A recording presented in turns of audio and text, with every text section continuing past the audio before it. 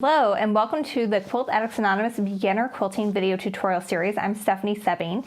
In this video, I'm going to show you how to prepare your binding, how to sew it onto the front of your quilt, join it in continuous binding, trim your quilt sides, and how to sew it to the back by hand. So we've got a lot to cover, but this is a final step in your quilt, and then we'll talk about a label and how to care for your quilt in the final video for this series. So excited, I hope you are too. This is always a fun part to see the quilt finished, and this is going to be a lot of fun to see all of your quilts finished. So make sure you are sharing those. Tag us on Instagram at Quilt Addicts Anonymous so we can see all of your first quilts that you're making using this pattern. QT Fabrics proudly sponsors this video tutorial series from Quilt Addicts Anonymous. Make sure you join in the fabric fun over at qtfabrics.com. They imagine so you can create. All right, so I've got my quilt ready to go. I'm going to move that to the side for a little bit. And then I have my binding strips. I've already cut these to 2.5 inches by width of fabric, which it tells you to do in your pattern. You can download that for free at shop.quiltaddictsanonymous.com. We'll have a link to it in the description for this video, but you can also get it by searching for Split 9 Patch. When you download the pattern, we're also going to send you a free coupon code that you can use to save on everything that you need to make this first quilt over at shop.quiltaddictsanonymous.com. Now, I cut mine to 2.5 inches wide because I feel like that's a good width for beginners to work with. So I do that for all of my patterns because I'm assuming that this could be somebody's first quilt. Once you get the hang of binding, you can always make that a little skinnier. 2.25 is a really common number that people use once they get a little bit better at this, but definitely start out at 2.5 for your first one by width of fabric. So when I'm getting ready to do this, what I do is I lay everything out and I have my strips lined up so that the selvage is right next to me, pointing towards me, and then the fold is going off towards the side. Because when I put these together, I want to put them together at a right angle, and this way I can just kind of grab and it's already in the position I need it to be in, so I have to think less when I'm doing this. Now with one strip going off to the left and the other strip perpendicular to it so that it's coming toward you, you want to lay these over each other with right sides together, and you want them to be crossing at right angles. And what I do when I'm joining these is I will let this hang off a little bit for a couple reasons. One, you're going to have to trim off the selvage anyway. And two, then when you're sewing, you can clearly sew from where these points come together to where these points come together, and you're not having to make sure that you sew exactly from corner to corner. We will do that for the final join when we join our strips for continuous binding, but for right now, this is a lot easier and it kind of gets you the hang of what you're doing. Now, once you've done this a few times, you don't need to go through the pinning process. I certainly don't when I am doing it, but for your first time, what I would do is I would pin across where you're going to be sewing. So I'm going to be sewing from here to here, and so I've got my pins going across from there to there as well. This next step is one that you also won't have to do once you get comfortable with it, but it's a good idea to do it when you're getting started so that way you know exactly what you're supposed to be doing. So I want to sew from where this point meets to where these points meet. So what I'm going to do is I'm going to draw a line so that's really easy to see. You don't need anything fancy, just something that's going to show up, but I would not use an ink pen because that could bleed on your fabric when you go to wash it for the first time. So it doesn't need to really be a continuous line, just something that you're going to see clearly as you sew to kind of give you an eyeball so you can sew a nice straight line here.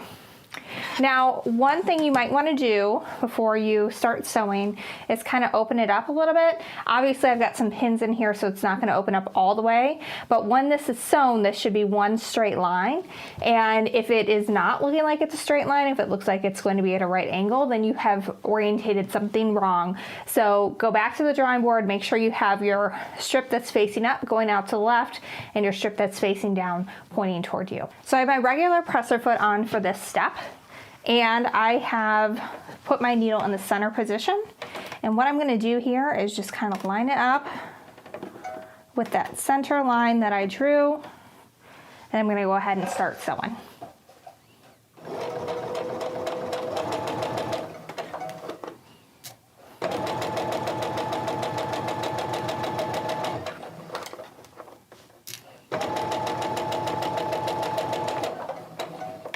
right, so I've sewn right down that line that I drew, and now when I open it up, this should be really even.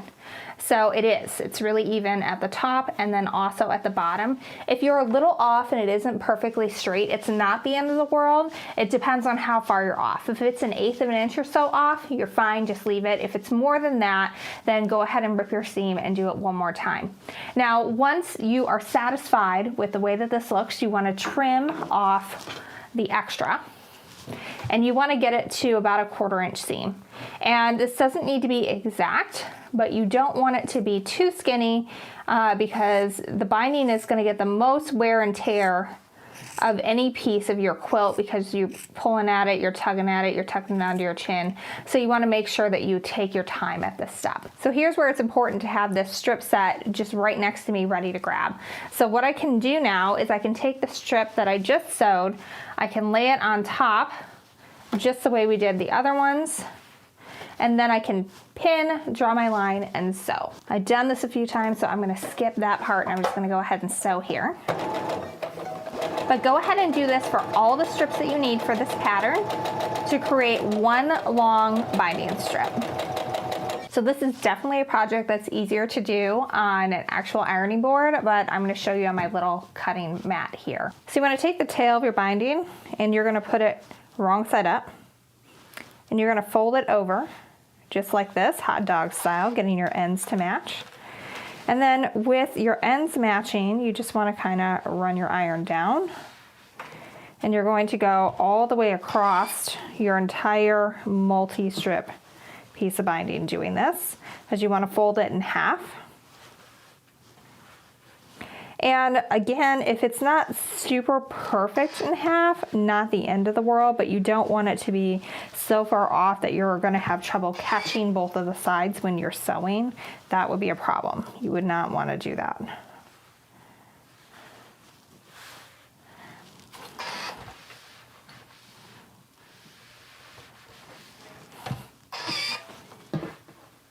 So when you're getting close to one of these seam joins, what you want to do is you can either press it open or you can press it to one side. I usually press to one side on mine, and it's just a personal preference. There's multiple ways to do anything correctly in quilting, so if you prefer it open, no big deal. If you want it pressed to the side, that's okay too. Then when you get to that point, just fold it over, press it down just like everything else. All right, so keep pressing all the way down until your entire roll of binding is pressed in half. So I like to roll my batting up, and I do that by just wrapping it around my fingers like this, going around and around. And I just really like this because it makes this really cute little roll to work with, and then my batting isn't hanging off on the floor. And if it is a little bit of time between when I finish the quilt top, quilting it, and when I do the binding, I could just sort of set this off to one side and everything's nice and ready to go. And it's just waiting for me for when I get to the point where I'm going to do binding.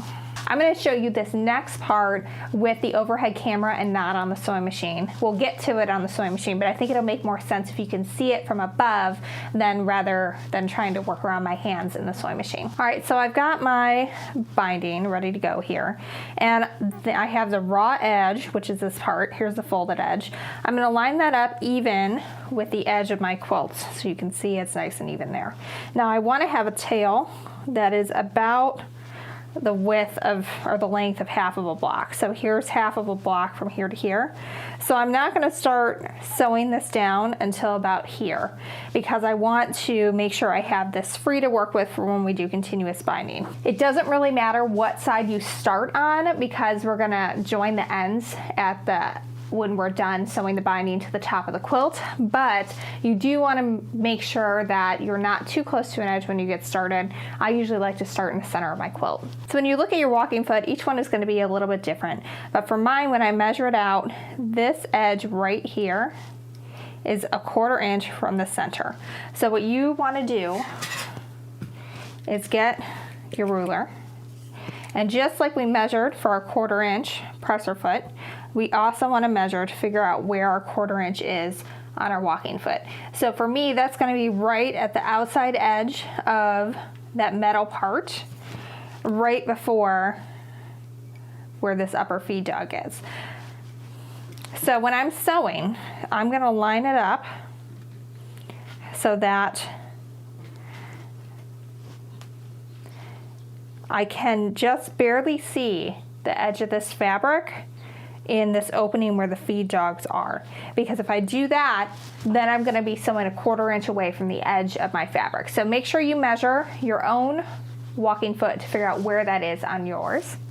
And so what I'm going to do is I'm going to start sewing right here, and I'm going to stitch all the way down, and I'll show you that on the sewing machine, and then I'll take it out and show you how to do corners as well, like this. So I've got my machiner's quilting gloves on for this step.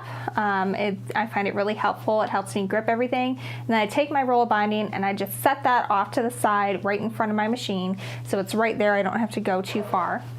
Go ahead and bring this over.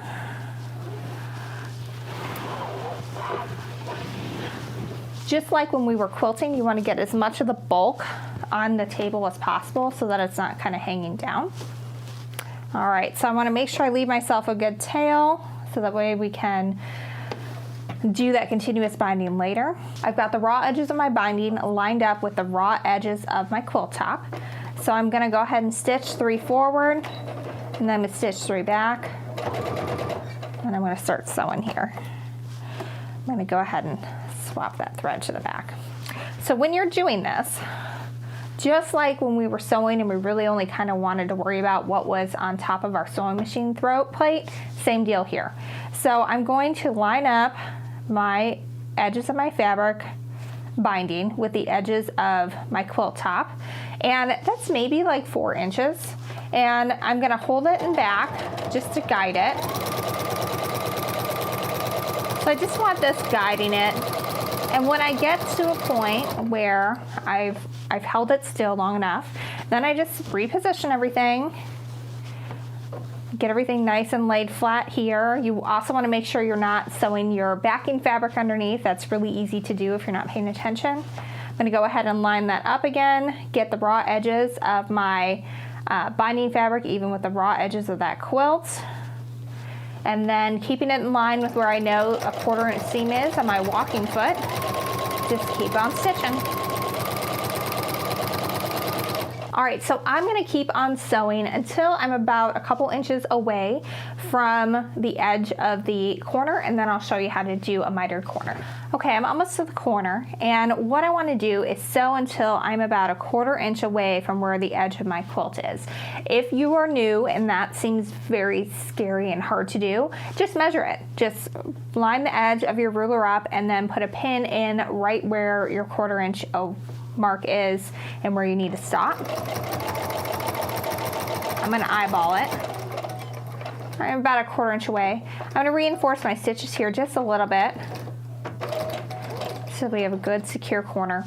Now normally you would turn the corner and do this all in the sewing machine. I'm going to cut my threads and so I can show you how to do this on the overhead camera. But if you're doing this at home, you would not want to break your thread. You would just want to lift up your presser foot.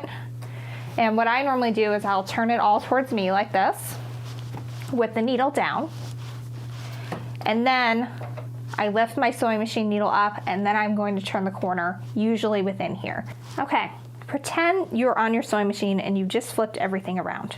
What you're going to do is, with this part right underneath your machine, you're going to flip the binding back so that the raw edges are even with the edge of your quilt. And you're going to fold it back down toward you and get those raw edges nice and even with the raw edge of your quilt top. And then there should be a fold up here that's even with the top of the line that you just folded.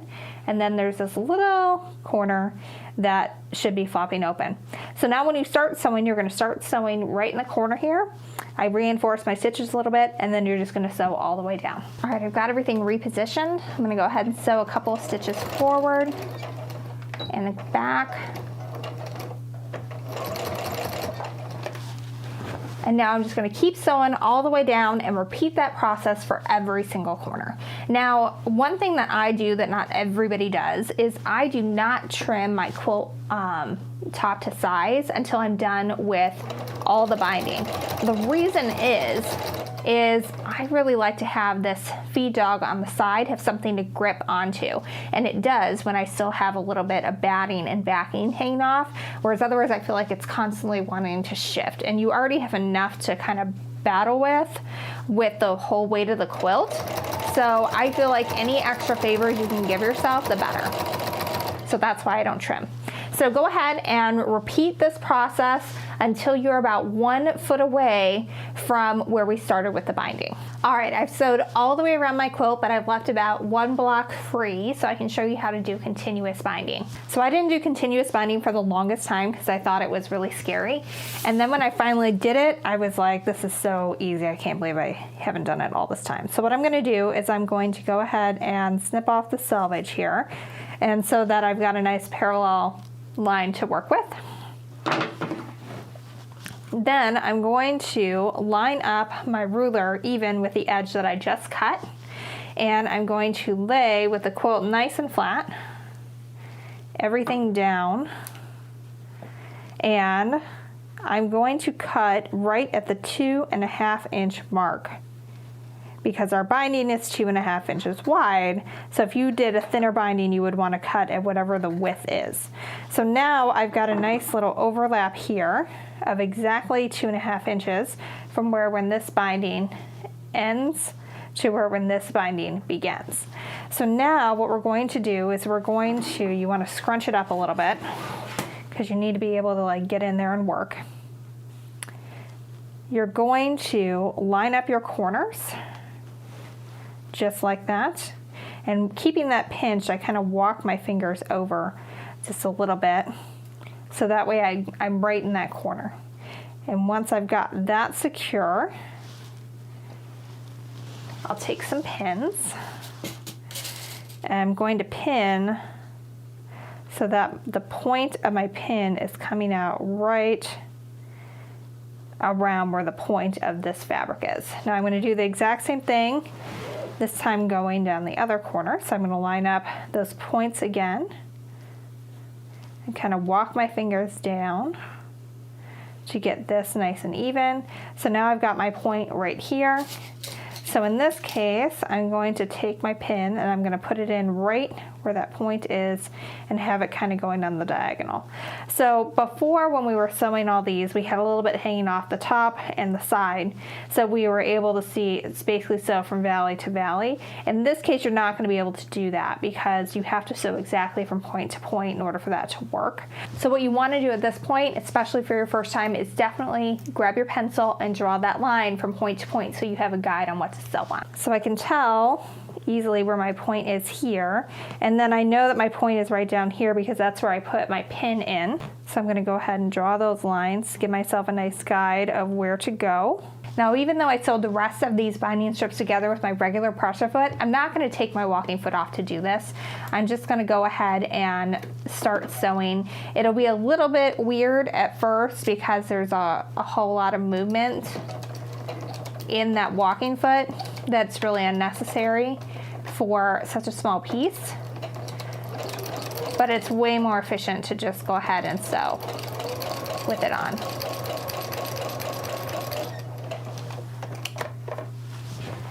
All right, so you really want to kind of scrunch up the quilt so that way this part lies nice and flat when you're working with it.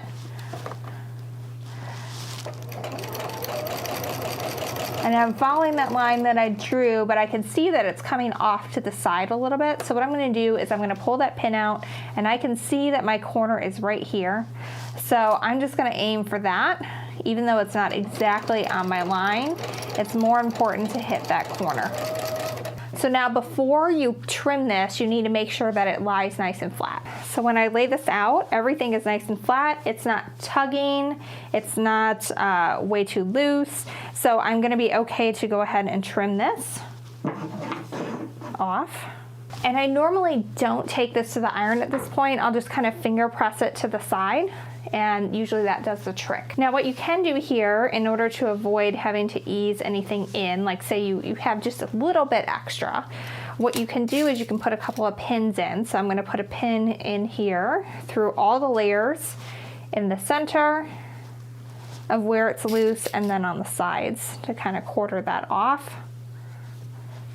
And then I kind of have some points where things can get eased in a little bit if they need it, just like when we were putting our blocks together. All right, so I'm gonna start sewing about an inch or so before where I stopped, and then I'm gonna continue sewing an inch or so past where I began originally.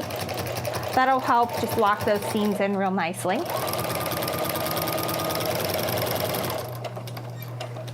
Make sure I take those pins out. I did put my machiner's quilting gloves back on. I really will not quilt or bind without these. It really helps me grip and makes this whole process a lot easier. So if you're on the fence on whether or not you need them, I highly, highly recommend them. And whenever we teach this class in person, people will start off without them, and then about halfway through they're like, just give me the gloves, and they have such an easier time. All right, we are done with the sewing machine, and we're gonna do the rest of it by hand. I would recommend doing this next part on whatever table you layered and basted your quilt on, as it is nice to have a large work surface to help have the weight of the quilt on. So now we need to cut off all this extra. So what I'm doing here is I'm going to line up my ruler with the edge of my binding, all the raw edges of the quilt and binding here. And what you want to be careful of when you're doing this is we don't want to clip this corner when we trim with the rotary cutter. So when you lay it out, you want to make sure that you've got a little bit of space beyond where that piece is. The other thing you could do to make sure you don't clip it is to just fold it down away from the edge. And then you're sure not to clip that folded corner where we did our miter.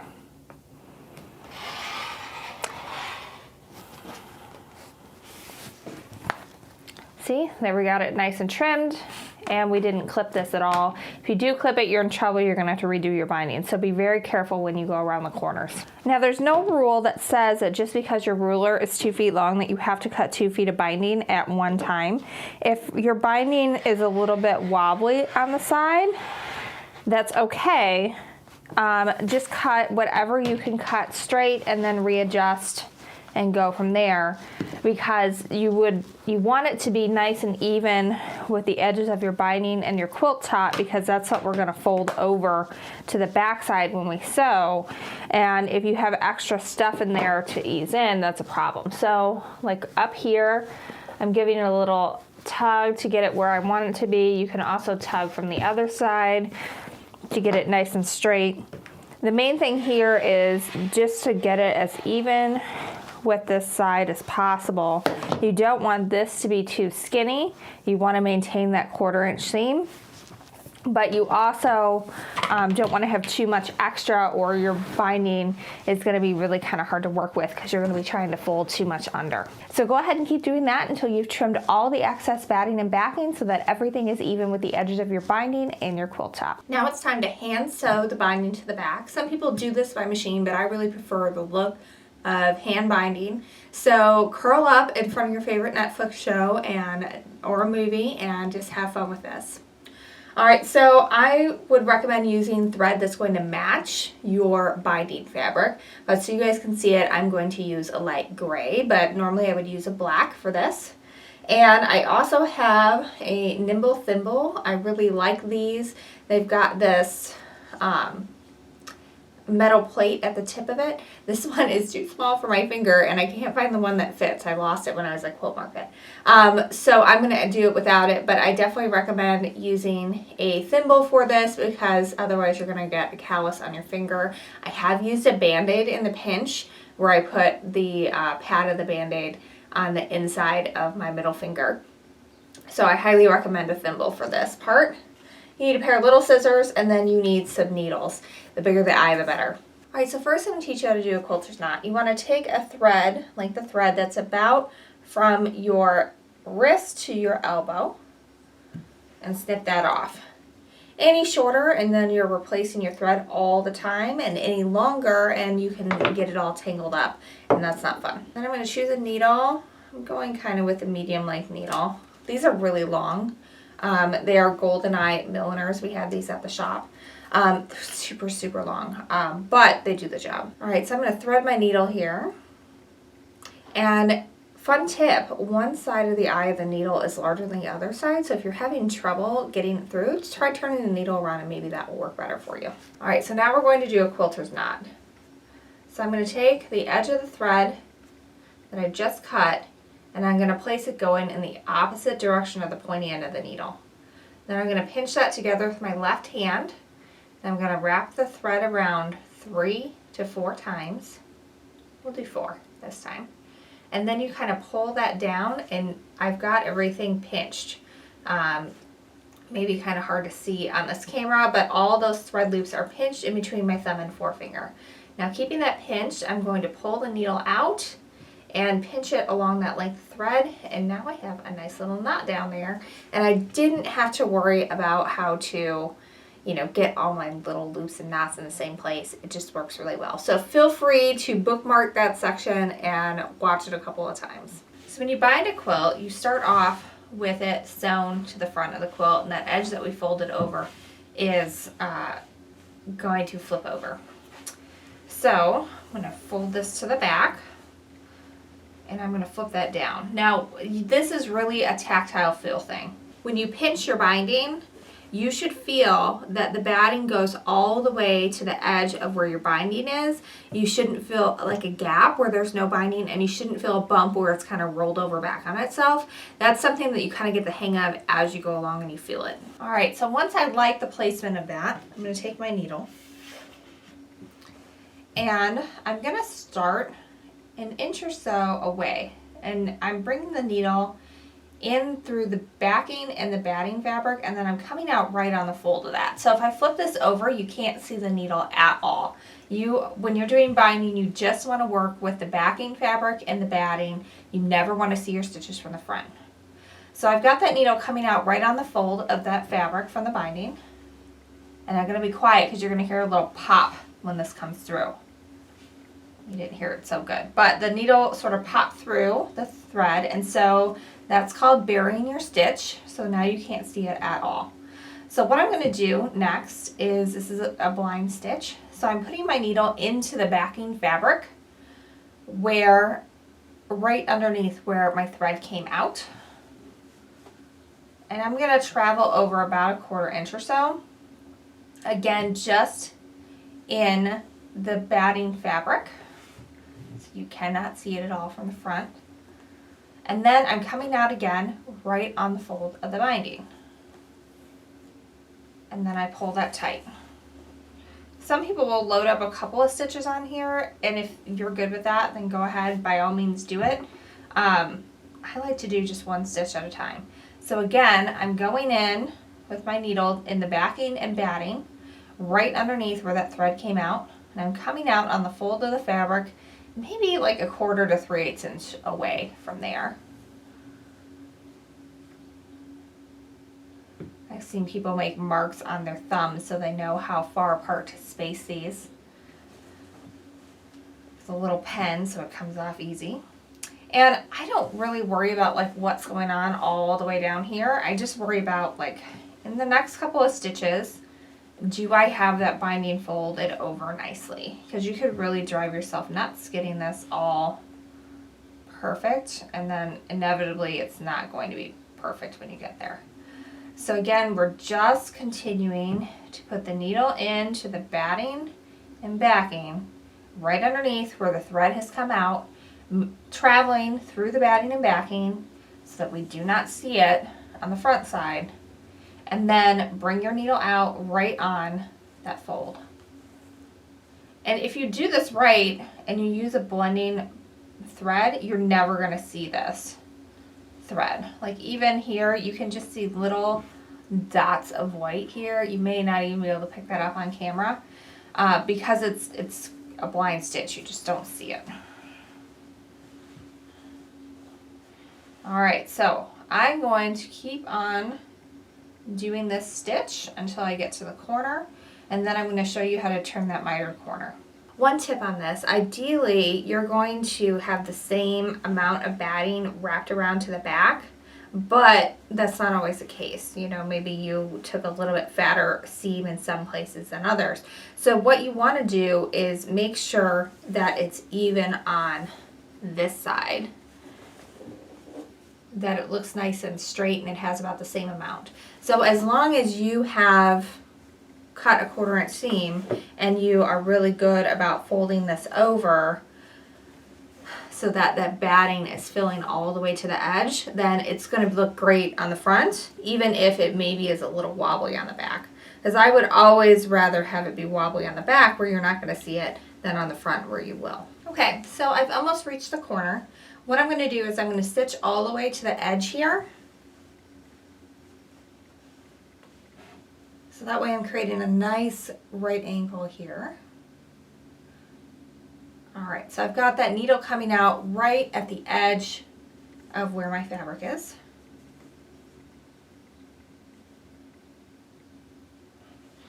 Now I'm going to take my needle and I'm going to put it in to the batting and backing right at the base of where that binding is, and I'm going to flip it over and I'm going to bring it out right in this point right here. And sometimes it takes a little figuring to make that work. There we go. All right, so I've got that needle coming out right in the corner. Now you've got a little bit of a fold here, and I want to tack that down. So usually 1 stitch is all it takes. I'm just kind of stitching in between those folds.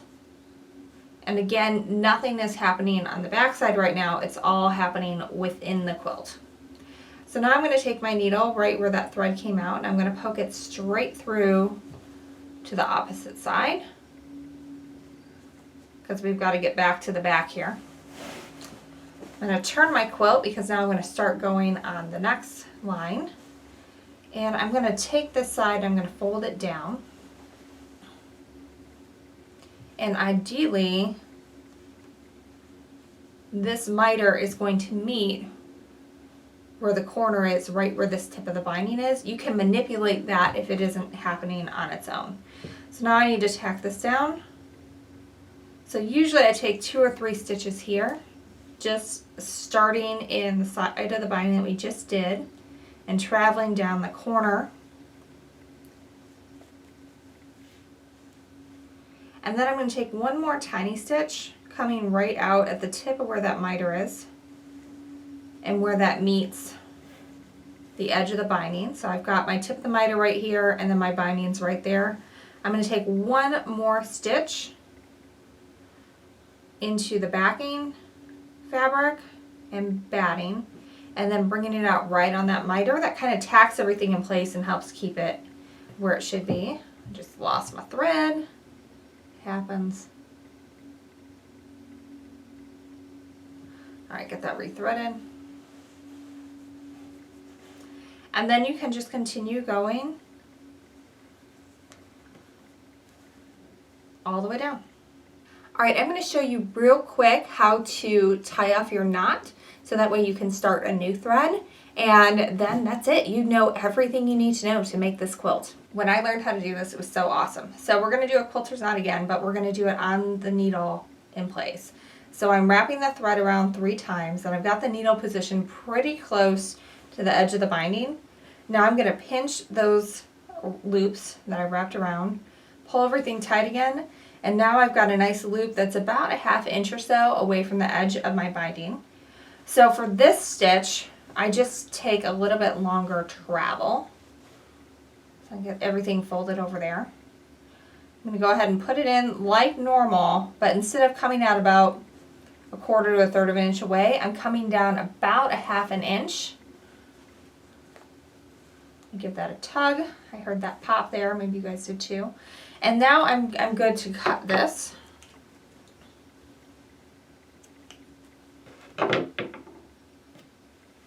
And so I ended right here.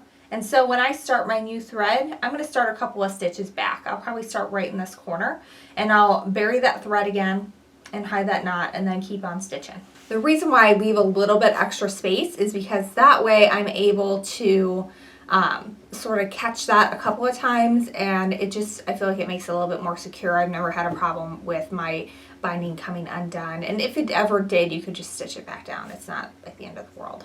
Well, that's it. We have covered a ton in this video. We now know how to prepare your binding, sew it to the quilt top, do a mitered corner, and do continuous binding to join your edges so you can't tell where you started or stopped. And we also have covered how to hand stitch it down to the back. So we covered a ton, but this is it. This is the last bit of sewing that you have to do for your quilt. And so just put on a favorite movie or Netflix. Anything that's not action and you don't have to watch the TV is great for. Just something that can kind of be going on and help make it go faster. If this is your first time doing it and your hands are not used to that motion, maybe spread it out over a couple of nights so that your hands don't get tired. But it's a lot of fun. I can probably do this one while watching a movie, but I've been doing it for a while, so don't feel like you need to go as fast as I do when you're sewing. I'm going to switch to black thread and finish this up, and that'll be real exciting. If you haven't already, I don't know how you could have gotten this far without it, but make sure you head over to shop.quiltaddictsanonymous.com to get your free pattern to go with this video tutorial series. It's called the Split 9 patch. You can search for it, or we'll have it in a link in the video description down below.